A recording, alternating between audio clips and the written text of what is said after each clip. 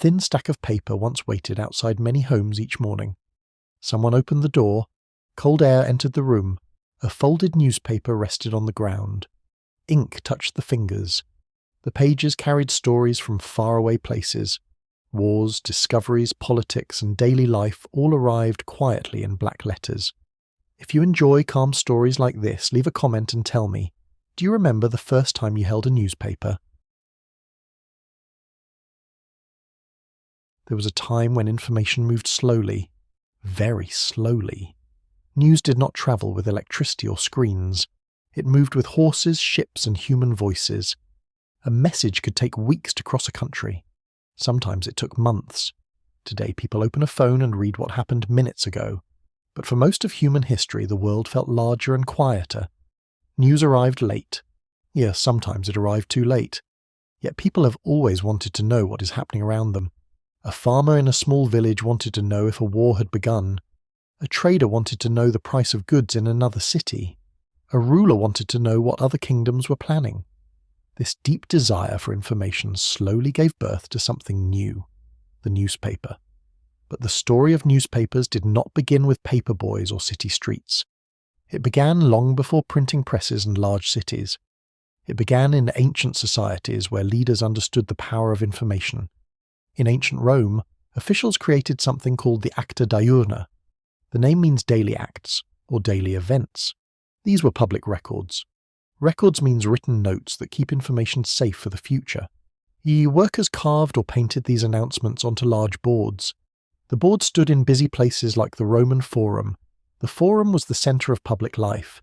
People gathered there to trade, speak, and hear news. Citizens walked past these boards each day. They read about new laws. They read about court decisions. Court decisions are choices made by judges in legal cases.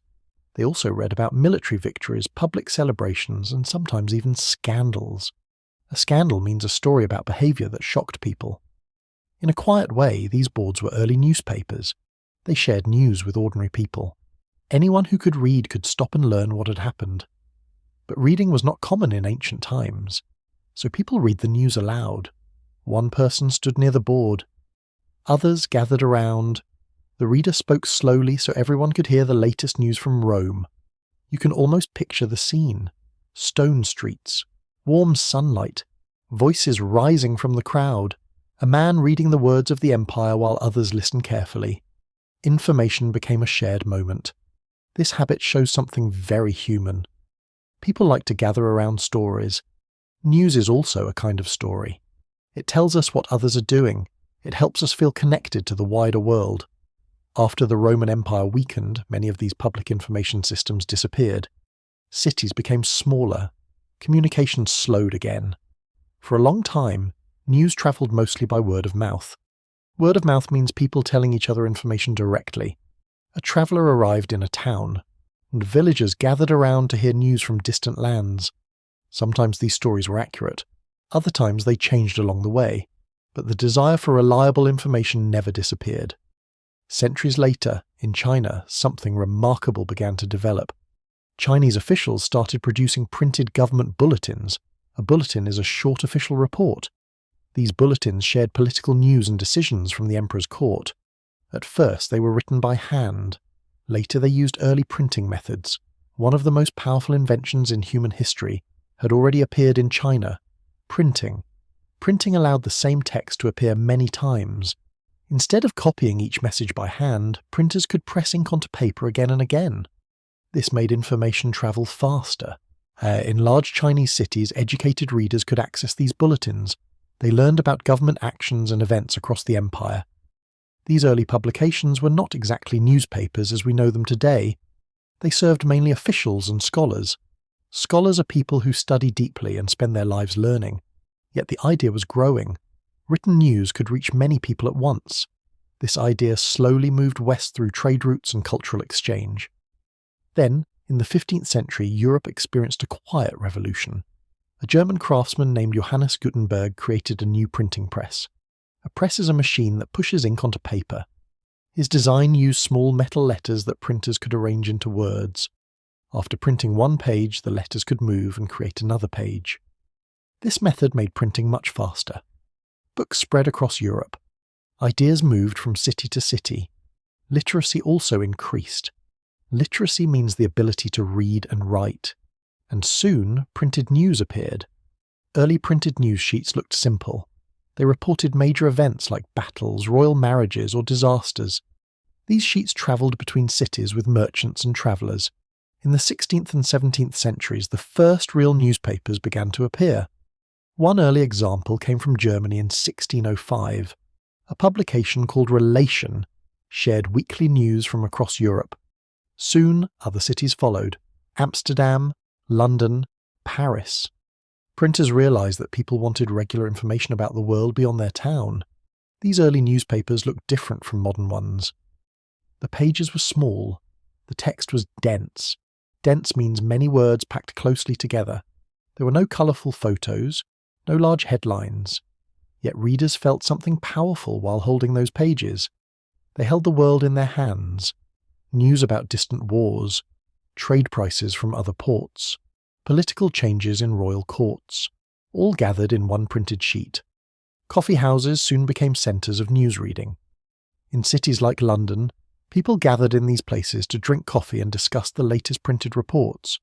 One person read aloud while others listened. Debates filled the room. People argued about politics.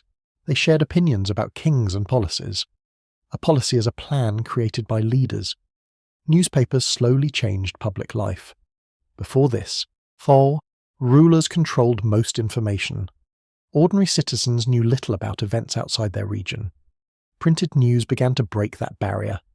Information spread more widely, and something new started to grow: public opinion. Public opinion means the shared thoughts and beliefs of many people in society. This new power sometimes worried kings and governments. Some leaders feared the influence of printed news. They tried to control it. They created laws to limit what printers could publish. Printers who broke these laws sometimes faced punishment. This tension between information and authority became part of newspaper history. Dear listener, the printed page may look quiet and harmless, but the ideas on that page could travel far. A sentence printed in one city could change how thousands of people thought about the world. And as printing technology improved, newspapers grew stronger. They became faster, wider, more influential. Soon they would move beyond coffee houses and scholars. They would enter the daily life of ordinary workers, families, and city streets. And when that moment arrived, the newspaper would become something far more powerful than anyone first imagined. Printing grew stronger as the years passed. More cities opened printing houses. A printing house was a place where machines pressed ink onto paper all day. The smell of ink filled the air. Workers moved quickly between stacks of paper and metal letters. Each printed page carried fresh information. By the 18th century, newspapers appeared more often. Some arrived weekly. Others arrived several times a week. Readers began to expect news as part of daily life. Cities grew busy during this time. Markets filled with traders. Ships arrived at ports with goods from far lands. With all this movement, people wanted information. News became a kind of daily food for the mind. Printers hired writers who listened to travellers and merchants. They gathered reports from ships and letters. Letters were still a major way to send information across long distances. A newspaper editor read these reports carefully. An editor is the person who decides what information appears in the paper. They selected stories that mattered most: wars between nations, trade changes, weather disasters, political debates. These reports travelled from hand to hand across towns and cities. Many people could not afford their own newspaper, so they shared them. One person bought a paper, then neighbours borrowed it later in the day. In some places, a single newspaper passed through many homes before night arrived. This habit turned newspapers into a social object. People discussed stories while standing in markets. They spoke about politics while walking through streets. News became part of everyday conversation. During this time, something else began to change. The idea of press freedom slowly appeared. Press freedom means the right to publish information without strict control from rulers. Many early governments did not like this idea. Kings and officials often wanted to approve news before it reached the public. They feared criticism. Criticism means strong opinions that question leaders or policies. But writers and printers believed people deserved access to information. This belief grew stronger in places like Britain and the American colonies. In the American colonies, newspapers played a quiet role in a growing conflict with British rule. Writers published arguments about independence. Independence means the right of a country to govern itself. These articles reached ordinary readers, farmers, merchants, workers. People began thinking deeply about their rights and their future. The printed word gave voice to many opinions. This moment showed the emotional power of newspapers. Words on paper could inspire hope. They could also spread anger or fear. A single article could travel through many hands and shape public thought. Sometimes this influence carried a heavy cost. Some writers faced prison for their words. Others lost their printing presses. Governments believed strong ideas could threaten stability. Yet the flow of printed news did not stop. During the 19th century, new machines changed everything again. Steam-powered presses appeared in printing houses. Steam means power created by heated water. These machines printed thousands of pages each hour. Suddenly newspapers could reach huge audiences. Paper also became cheaper. Wood pulp replaced expensive materials.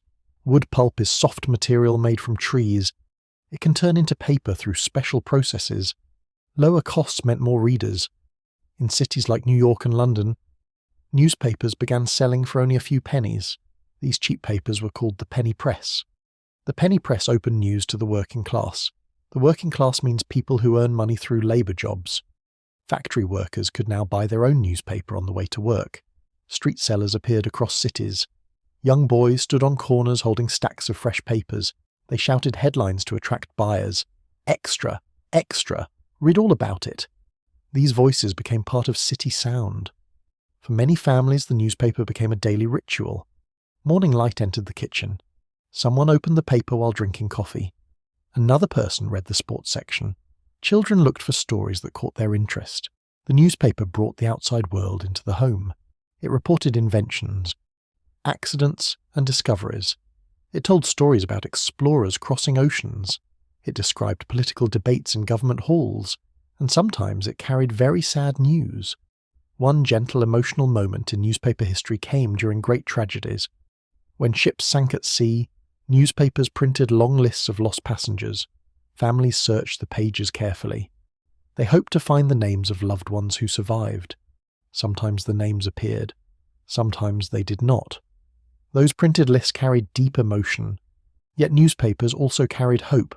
They reported scientific progress. They described new machines that changed work and travel. They told stories about people helping others during disasters. In many ways, newspapers became the memory of society. Each printed page captured a moment in time. I think this reveals something beautiful about people.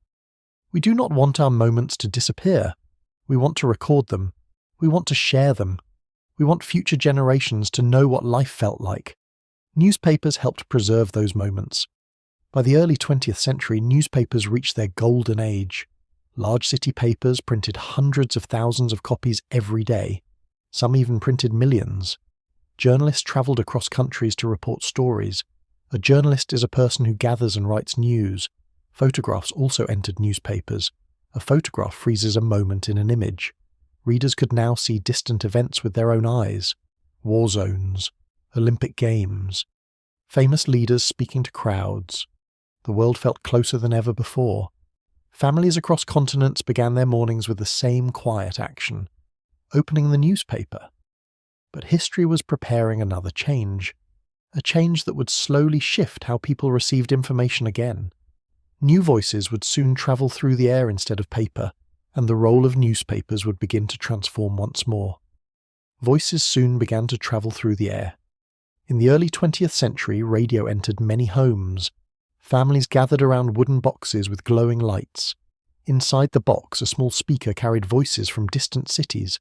For the first time, news could arrive as sound. A reporter spoke into a microphone. A microphone is a tool that captures a voice and sends it through electronic signals. The signal travelled through the air. A family sitting in a quiet living room could hear the same voice at the same moment. This felt magical to many people. Radio delivered news faster than newspapers. If an event happened in the morning, people could hear about it within hours. Newspapers still existed, of course.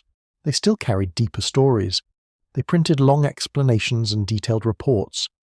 But the speed of the radio began to change the rhythm of news. Later, television appeared. Television added moving images to the story. People could watch reporters speaking directly to the camera. They could see crowds, buildings, and distant places. The world started to feel smaller, yet newspapers did not disappear. Many people still preferred the quiet experience of reading. A newspaper could sit on the kitchen table. A reader could pause, think, and continue slowly. Reading news on paper had a certain calm. The pages made soft sounds when they turned. Ink left faint marks on the fingers. Some readers folded favourite articles and saved them for later. Dear listener, there is something peaceful about that slow rhythm. But another change waited quietly in the future. Computers began to enter offices and homes. At first they seemed like complex machines for scientists and businesses. Then the internet appeared. The internet connected computers across the world. Information began to move through invisible networks of cables and signals. Soon, news websites appeared. Articles could reach readers instantly. A story written in one country could appear on screens across the planet within seconds. This speed transformed journalism. Many newspapers created digital versions of their pages. Digital means information stored in the electronic form. Readers no longer needed physical paper to access the news. Phones also became powerful tools. A person standing in a bus station could read international headlines on a small screen. A traveller on a train could follow live updates from events happening far away. The habit of opening a folded newspaper began to fade in many places. Some printing houses closed their doors. The loud machines stopped running. The smell of fresh ink slowly disappeared from certain neighbourhoods. For some people, this change felt sad. Newspapers had been part of daily life for generations. They carried the voice of cities. They reflected the rhythm of mornings and evenings. Yet the deeper purpose of newspapers did not disappear. People still seek information. They still want to understand their world.